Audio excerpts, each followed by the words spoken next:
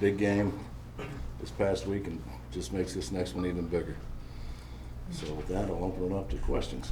Wink, you've been pretty consistent with us from day one, talking about Kayvon, saying it's not just about sacks, it's about everything.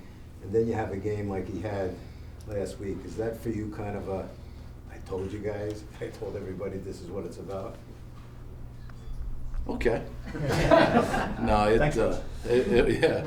was fun to watch, and it's just, you know, I keep telling you all this, that he's working on the little things and he's getting better every week, and I think that was an accumulation of all the work that he's done, and it was, like I said, it was a lot of fun to watch.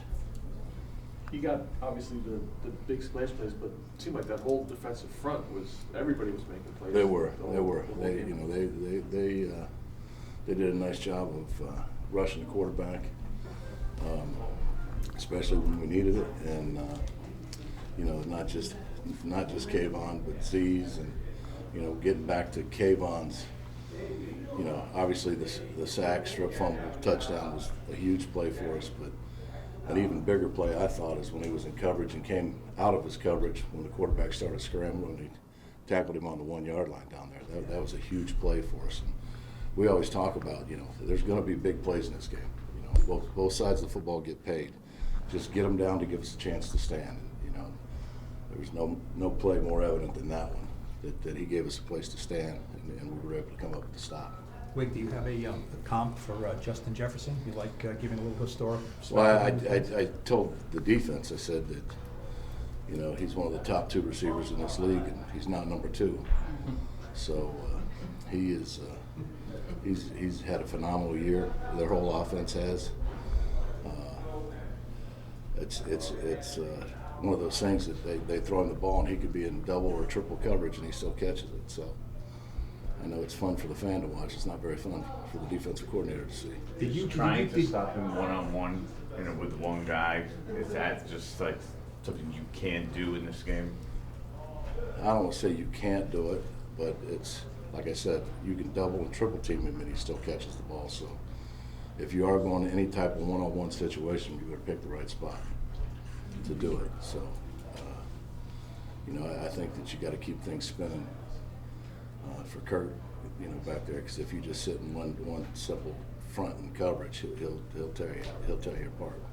Philosophically, when you use your dime packages, when you have guys like Tony and Landon in the box, you always want to dictate to the offense about what they're going to do. But are you almost curious to see how an offense is going to try to come after you? Because the idea, I think it's that way with any package you have every Sunday, and every Sunday is different.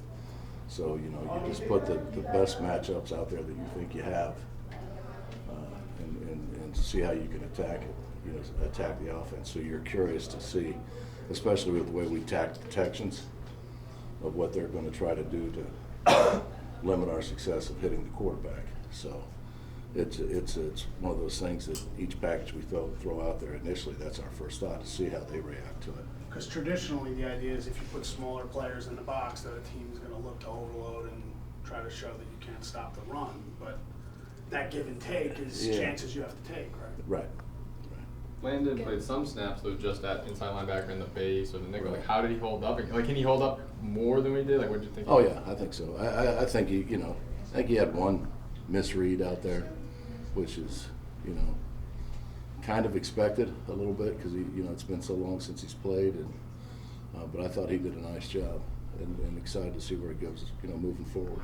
How comfortable are you giving him a substantial role on defense?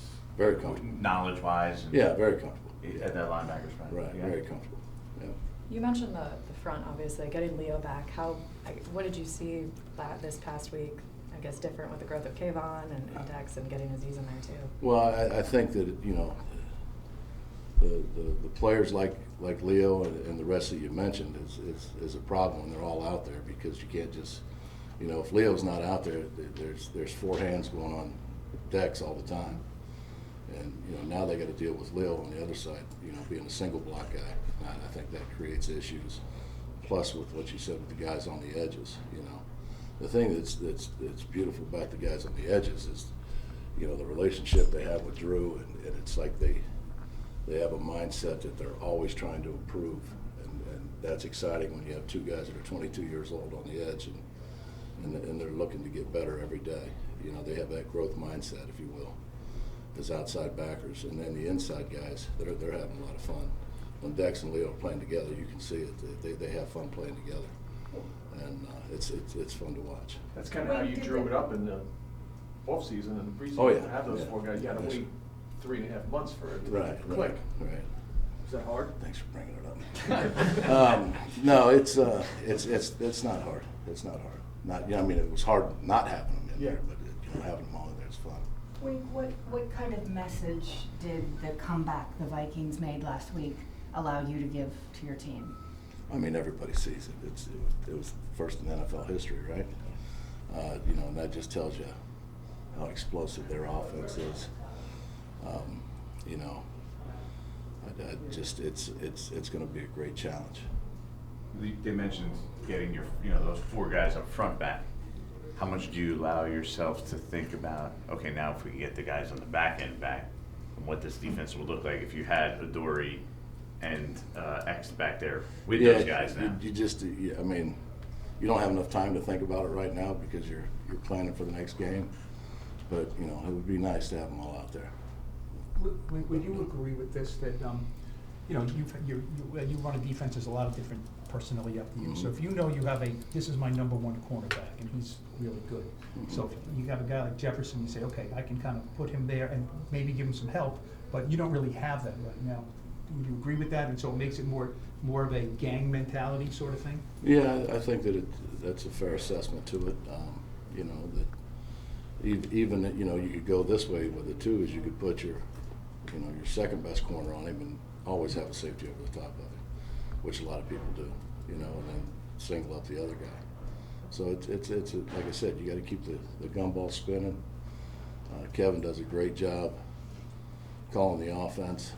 I said it's unfair, I'm the blue collar guy going against Harry Styles. A good looking young guy. So, but I really like Kevin. I think he's done a great job of not only calling the offense but the entire team.